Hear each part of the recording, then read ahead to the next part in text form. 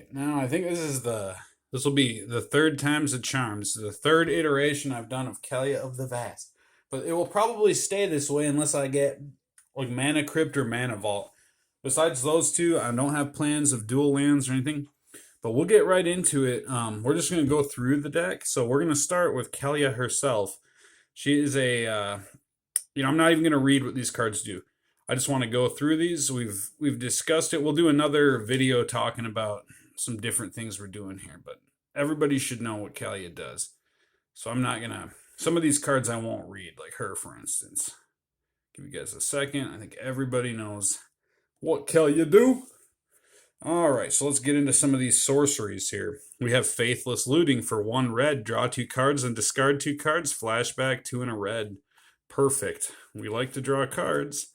Rite of Flame. Here's some fast mana here. So for 1 red, we can add 2 red to the mana pool, and then add 1 to the mana pool for each card named Rite of Flame in each graveyard. So that is a beautiful broken card. Koldatha Rebirth. As an added cost to cast Koldatha Rebirth, sacrifice an artifact. Put 3 1/1 red goblin creature tokens onto the battlefield. So what are we going to use those for, I wonder? Skirk Prospector? We have Gamble. So we don't mind putting things in our graveyard. So for 1 red, we search our library for a card, put that card into hand, discard a card at random, then shuffle. And what's the worst that could happen? That, apparently. We have Twin Flame. This is the better half to another card, right? Anyways, we got Twin Flame costs 2 and a red more to cast for each target beyond the first, but who cares? Choose any number of target creatures you control. For each of them, put a token that's a copy of that creature onto the battlefield. Those tokens have haste. Exile them at the beginning of the next end step. And you guys should know that's a easy 2-card combo. We have Jeska's Will for 2 and a red. Choose 1 if you control a commander. As you cast this spell, you may choose both. Add 1 red mana for each card in target opponent's hand and exile the top 3 cards of your library. You may play them this turn. Hey, if we can do both, all right. We have Reanimate. This is the other better half of another card. Put target creature card from a graveyard onto the battlefield under your control. You lose life equal to its mana value.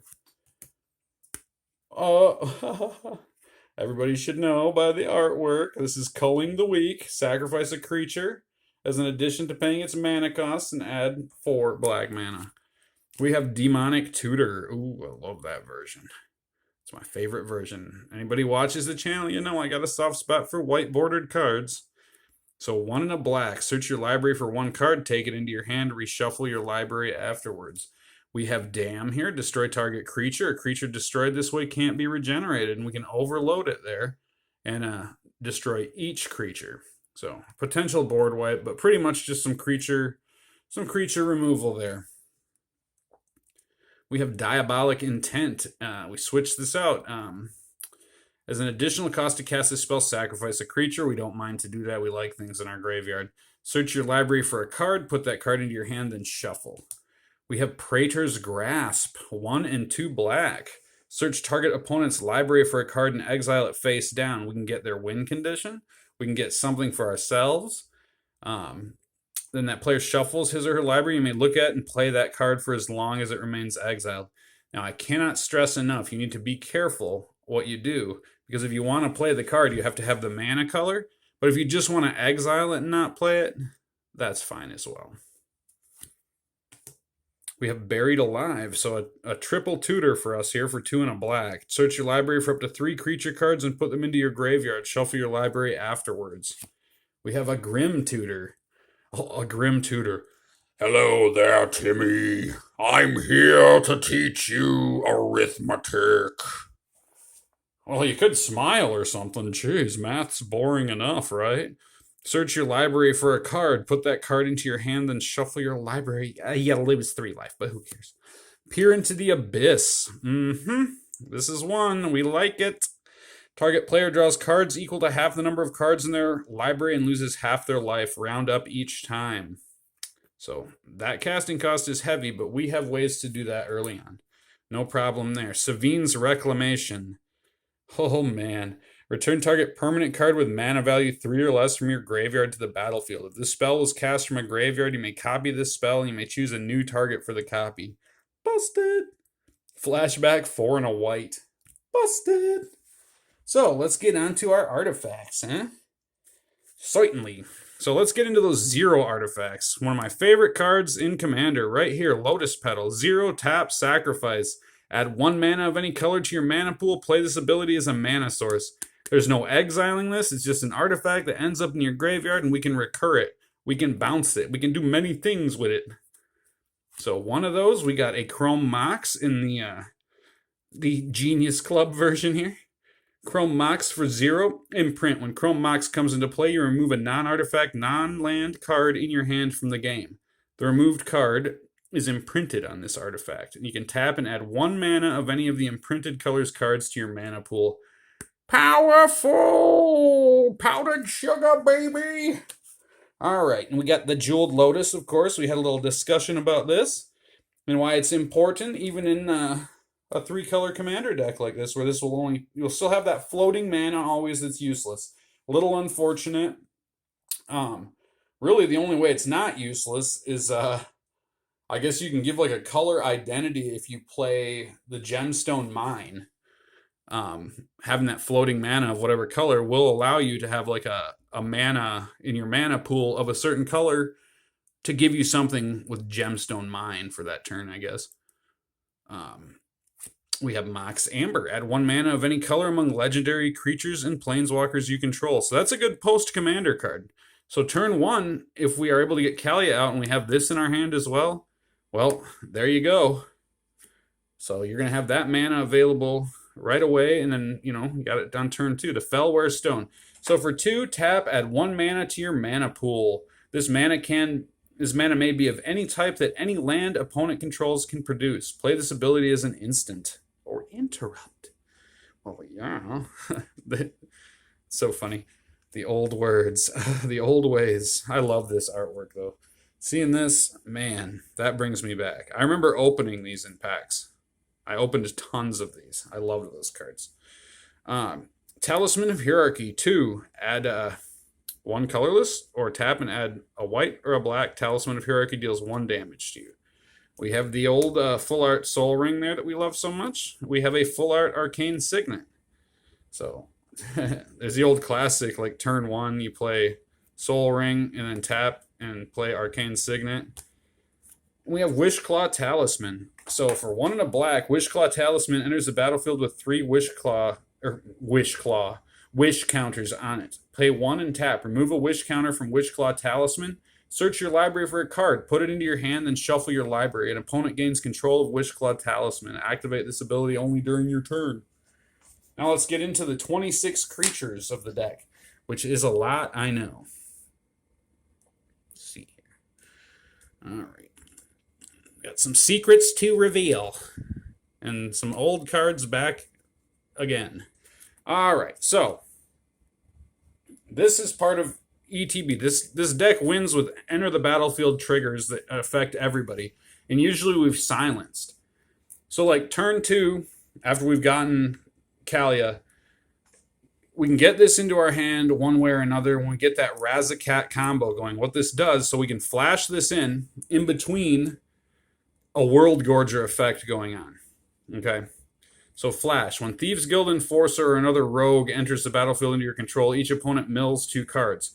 As long as an opponent has 8 or more cards in their graveyard, Thieves Guild Enforcer gets +2/+1 and has Death Touch. That's all well and good. But Thieves Guild Enforcer, another rogue, enters the battlefield into your control. Each opponent mills 2 cards.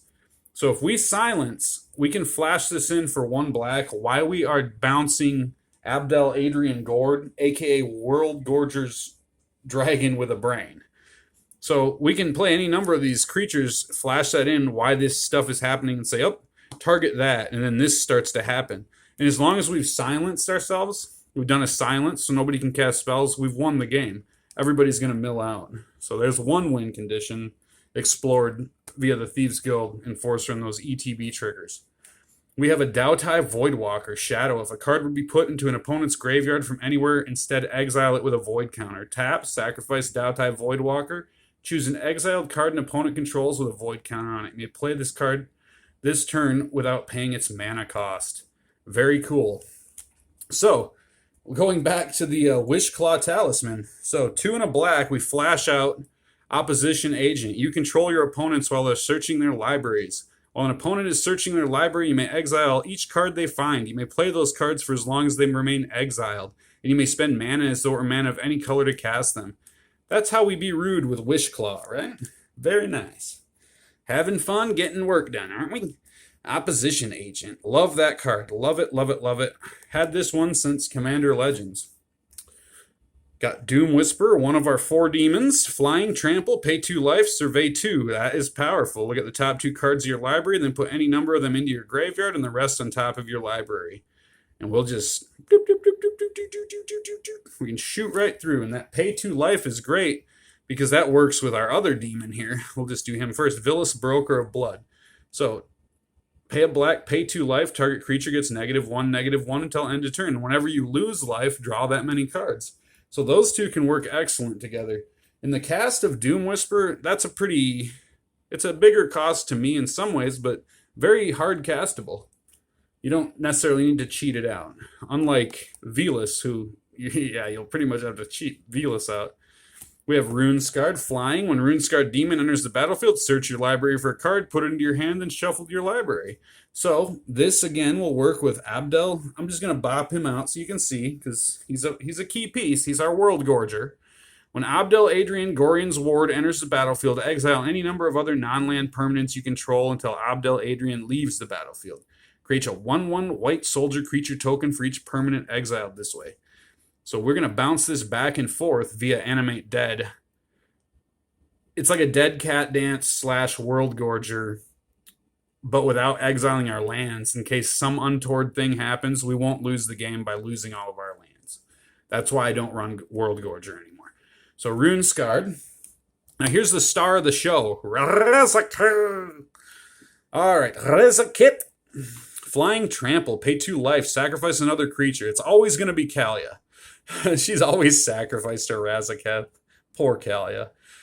Search your library for a card, put that card into your hand, then shuffle your library. And that is usually going to be Leonin Relic Warder. We're going to play it, sacrifice it to this, and then we're going to search Animate Dead and start our Dead Cat Dance.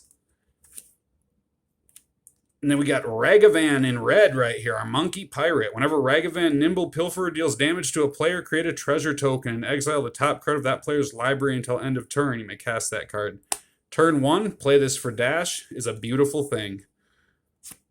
All right, Skirk Prospector. To sacrifice a goblin, add 1 red to your mana pool. We're going to use that with Kuldotha Rebirth to get those extra mana. We can get a lot of them sometimes, but sometimes we just need a couple. We don't need infinite mana. We just need a couple extra, right? Sometimes 3. Oh, this card is a game changer. I recently added this here because it's so hard to find space in this deck. It really is. You guys have no idea. I'm sure you do have an idea. Never mind. I'm sure you do. It's a figure of speech. You guys definitely have an idea of like space in a deck, but this needed a space. So for 1 red, whenever you cast a non-creature spell, survey. Look at the top card of your library and you put that card into your graveyard. Delirium, that's okay. She gets Delirium pretty quick in this. She's a delirious lady in this deck, I tell you, because that graveyard does fill. We have Dockside Extortionist, 1 and a red. Does this need an introduction? Worst card in Magic. The Sad Monkey. So Sad Monkey, remove Simeon's Spirit Guide in your hand from the game, add 1 red to your mana pool. Sad Monkey, much like Sad Elf Girl. Imperial Recruiter. When Imperial Recruiter enters the battlefield, search your library for a creature card with power 2 or less. Reveal it, put it into your hand, then shuffle. We got plenty of monkeys and others, and goblins, and trouble to find with that. We have Dualcaster Mage, so Twin Flame much. That'll work with our 2-card combo to do Twin Flame, and we'll just go ahead and... we'll talk about that real quick, just in case. Just to reiterate what that is. It's probably going to be in these ones that fell over. There it is. Yep, certainly. So, Twin Flame. So, when we cast Twin Flame, we hold priority, right? So, don't let this resolve. Hold priority. Flash in Dualcaster, enters the battlefield, copy target instant or sorcery spell. You may choose new targets for the copy. So we're going to target Dualcaster with Twin Flame. Choose any number of target creatures you control. For each of them, put a token that's a copy of that creature onto the battlefield. Those tokens have haste. So we're going to create an infinite army of hasty dual caster mages. And there it is. And here's one of my favorite cards. This one's been in, it's been out, it's been in, it's been out, and then Jeffrey went ahead and sent me one of these because he's trolling me. Now, he's a good guy. So thank you, Jeffrey. And that, not just because you sent me, I miss Bogarden. So flash, flying. When Bogarden Hellkite enters the battlefield, it deals 5 damage divided as you choose among any number of targets. Only dragon in the deck. The only dragon. But it's very useful because you can flash it in when you're doing that Abdel Adrian Gorian's Ward with the Smart World Gorger effect. We have Esper Sentinel to get that extra card draw. Just something, too, that needs to be dealt with. Giver of Runes. Tap another target creature you control gains protection from colorless or from the color of your choice until end of turn. So having like 1 leftover mana on our turn 1, that's a good card to have in hand. This is the Children of Corliss in Russian, which I love it because it reminds me of the book Brothers Karamazov. So I like the Russian text. It looks beautiful on the card. Love the artwork. Basically, you sacrifice this. You don't have to tap it. You just sacrifice it. You gain life equal to the life you've lost this turn. And in this Turbo Adnaz deck, that is a wonderful thing. Leonin Relic Warder enters the battlefield. You may exile target artifact or enchantment. When Leonin Relic Warder leaves the battlefield, return the exiled card to the battlefield under its owner's control. And we have a couple ways to exploit that. So we'll keep that out to show you that. Dranith, your opponents can't cast spells from anywhere other than their hands. I don't care for this card. This card exists in the deck because, hey, it needs to be dealt with. Somebody's going to have to waste a removal on it. So we're going to pull a removal that way. We have Grand Abolisher. During your turn, your opponents can't cast spells or activate abilities of artifacts, creatures, or enchantments. So we're going to play this on our turn. So turn 2, if this is in our hand, wonderful. It's like a silence on a body in a way. Just wonderful for our turn 2 wins. We have Recruiter of the Guard here. I like this better than the Captain of Eos because it has a broader spectrum of what I can get. When Recruiter of the Guard enters the battlefield, you may search your library for a creature card with toughness 2 or less. Reveal it, put it into your hand, then shuffle. Ranger Captain of Eos is awesome. I love the other effect of it. I just stick with Recruiter of the Guard, I guess because I'm an old guy, and this one was the one before, and I still say it's a little better. Even so, and there's one of our golden pigs. Woo! Abdel Adrian Gorian's Ward. When Abdel Adrian Gorian's Ward enters the battlefield, exile any number of other non-land permanents you control until Abdel Adrian leaves the battlefield. Create a 1/1 white soldier creature token for each permanent exiled this way. Yeah, we'll do that. We don't mind. This is Leonin Relic Warder effect here. See that? But you can effectively do other things. So, with a card like this on the battlefield, whenever another creature enters the battlefield under your control, each opponent loses 2 life. So, basically this. Let's say turn 2, okay, with just this amount of mana on turn 2, when we Razzacat, all right, we play Leonin, sack Leonin. Hopefully we've played this already. It's on the battlefield. Turn 1, if you can play this along with Kaalia, somehow by having all your fast mana available is amazing. But then you just do that dead cat dance. That cat is going to enter the battlefield. If you've silenced, somebody may, they can't get you then. But oftentimes it may be stopped, but it takes a couple of steps in the game to stop this. So pretty much like you're going to win when you do this. So you're going to have that ETB trigger going on. And as you see, that's not the only ETB trigger we have. So this can work with Abdel Adrian Gorian's Ward with the Animate Dead enchantment. We run Lurrus of the Dream Den, not as a companion, of course, but just as a 3/2 for 3. With during each of your turns, you may cast 1 permanent spell with converted mana cost 2 or less from your graveyard. And it's almost like you can play this for free, because if you can play your fast mana out of your graveyard, you can get a couple mana sometimes from it. So not to mention playing like cheap recurring creatures. Now Mayhem Devil, I know I said everybody targeted it because this was a big part of my win condition. And I need it, though, because I like to hit people when they sacrifice fetch lands. So when a player sacrifices a fetch land or sacrifices a permanent, Mayhem Devil deals 1 damage to any target. So you can hit anything. 1 damage to them. Oh, excuse me. 1 damage to a creature that's troublesome, a monkey, get something off the board. It's very versatile, so I'm just going to stick with it. Even though it's oftentimes countered by my play groups, I went ahead and took that other devil I was running out because it just had too much steps involved and it was like a recurring effect to the other thing. So we'll go ahead. Let me get these here. Down to the lands. Okay, perfect. Here we go. Let's go through our enchantments. There's 4 in Animate Dead. That's very key to this deck. We have Underworld Breach for our Breach ad nauseam dockside. Each non-land card in the graveyard has escape. The escape cost is equal to this card's mana cost. Plus exile 3 other cards from your graveyard. At the beginning of the end step, sacrifice Underworld Breach. Very broken. Necromancy is in essence Animate Dead. We have Necropotence, one of my favorite cards in Magic the Gathering. Skip the draw phase. If you discard a card from your hand, remove that card from the game. The 0 cost is pay 1 life to set aside the top card of your library, Phyrexian. At the beginning of your next discard phase, put that card into your hand. Effects that prevent or reduce damage cannot be used to counter this loss of life. So that is... oh, just love that card. Magic's first Planeswalker. Do you guys know the joke of it, the Planeswalker? But I have a video on this if anybody's a little confused about the skip your draw phase. And sometimes people who aren't familiar, but I'm assuming everybody is. Not familiar, though. Seems a little odd. Entomb. Love this. Another card gifted to me from a viewer. Entomb, 1 black. Search your library for a card, put that card into your graveyard, then shuffle your library. So this is going to work so good. It's such an efficient tutor. Right there. For 2 black, we can do this. So that is pretty sweet. You can do this on the end step of somebody's turn and on your upkeep. Play it out and then do your sorcery in your main phase. Pull that out of there and you can get one of your big creatures. That's how like different decks that don't have like Kaalia's ability to freely cheat a demon. I'm going to explain that before the video ends. I'll explain what I'm talking about.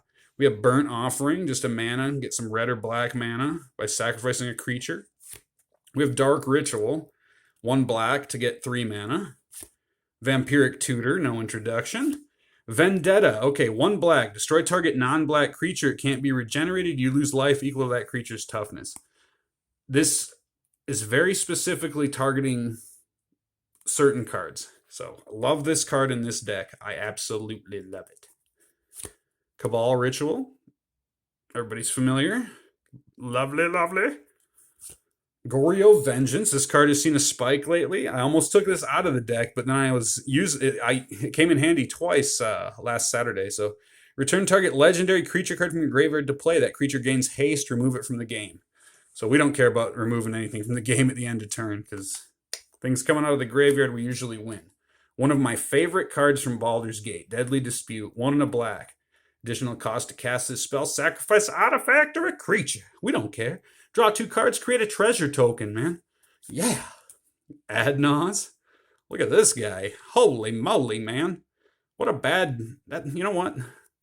That's how writers are treated nowadays. Just very bad. Reveal the top card of our library, put that card into our hand, and lose life equal to its converted mana cost. You may repeat this process any number of times. See where that Children of Corliss will come into handy? Silence. Hardest working card in the deck right here. Your opponents can't cast spells this turn. Hardest working card in the deck. Hardest. And he can't even talk. Silence. I bet you guys wish I was like that, right? I'd be like...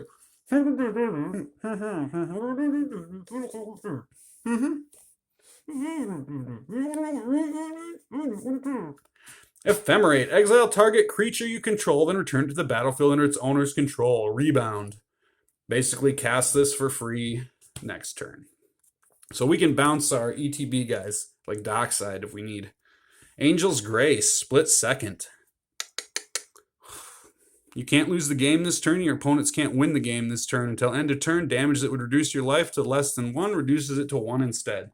So spend the life, draw your deck, get your combo. Angel's Grace. My favorite version of Swords to Plowshares. Oh, man. And this one is minty. I'm not even going to take it out of the sleeve just because. This was the mintiest one at Card Kingdom. Mana Tithe, 1 white, counter target spell unless its controller pays 1. This card is amazing. Amazing. This belongs in every CEDH deck running white. It's amazing. Pyroblast. Counter target spell if it is blue, or destroy target permanent if it is blue. It's an amazing card. It's like Deflecting Swat in many ways. Destroy target artifact with Wear, instant. Tear, destroy target enchantment. You can play both of these for 1 in the Boros there. So that is good. Wild Magic Surge, another one of my favorite new cards from Baldur's Gate. And Final Fortune. So we get our combo pieces. We get everything together. Take another turn after this one. You lose the game at the end of that turn. Well, this is one of some many games. Final Fortune. Amazing. Because we got all our combo pieces. People know what we're going to do. If we can play this and we've already played Silence, we are not going to be bothered. We're going to combo off and do our turn 2, maybe turn 3 win. So, right there. Now we're going to talk about the land base. I want to say there's 26 lands in here right now. We have Marsh Flats. We have Vault of Champions. We have Godless Shrine as a Pains. The Pains. We have Silent Clearing. We have Iso Chapo. We have Shattered Sanctum. We have Arid Mesa going into the Boros. We have Spectator Seating. Sacred Foundry is our shock. We have Battlefield Forge as our Pain land, and what a nice version. We have Clifftop Retreat, enters the battlefield tap unless you control a mountain or plains. We have Luxury Suite to go into our Rakdos.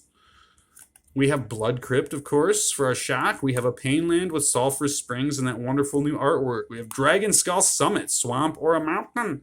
We have Haunted Ridge. It comes in tapped unless you control 2 or more other lands. Gemstone Mine, very, very useful. And that is the way that we can use our extra floating colorless to do something when we can't spend it any other way, because there's nothing else but our commander we can use that for. But with this, as long as we have a color in our mana pool, even if it's that floating one from the Jeweled Lotus, hey, buddy, we can do that. We got Savai Triumph. We have Command Tower. We have Command Beacon. We have an Ancient Tomb in Smart Guy version. We have a Swamp in 7th. And we have a Swamp in 7th. See, it's not a true singleton format because I have 2 swamps. But really, I have these 2 swamps because there's a lot of things that have double swamp costs. And there's a couple lands in here that activate from swamps. So the ratio is I need the double swamps. It works out good. Then I have a 7th edition Foil Plains and a 7th edition Mountain. And there you have it. And I kind of shared some of my win conditions. And I'm going to scroll through here just to see. I think 27 maybe. 1, 2, 3, 4, 5, 6, 7, 8, 9, 10, 11, 12, 13, 14, 15, 16, 17, 18, 19, 20, 21, 22, 23, 24, 25, 26. I was right the first time. And there it is. It's not changing anytime soon. But that is my Kaalia of the Vast. And yeah, it is a kicker, and it's funny. And honestly, this channel is almost like 80% dedicated to Kaalia builds. So, best regards, happy return. Thanks for the interest.